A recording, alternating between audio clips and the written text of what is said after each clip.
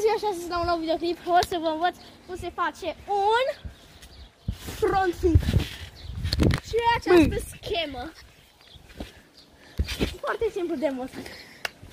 O să începem prima oară cu schema asta. Dacă aveți o trambulină, dați like și subscribe la acest videoclip. Bun. Aici sunt cu prietenul meu, cameramanul meu, Buda Sebastian. Salut! O să vă arăt cum se face front flip-ul. Sau bine, hai să începem cu schema asta, săritura pe spate.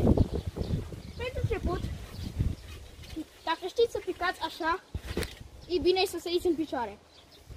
Al doilea pas e să tot faceți chestia asta până ce reușiți să puteți asta, să picați pe spate. Tot exersați. Pe al treilea pas, este să înveți să sari sus. După aia stai în picioare. Al patrulea pas, stai în picioare. Stai bă că nu te prind tot. Pici pe spate. Adică pur și simplu stai drept și pici pe spate.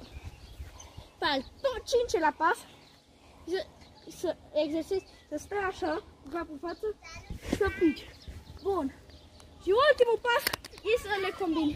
Adică uite așa. Mulțumim, asta a fost partea 1, o să facem și partea a doua. La revedere!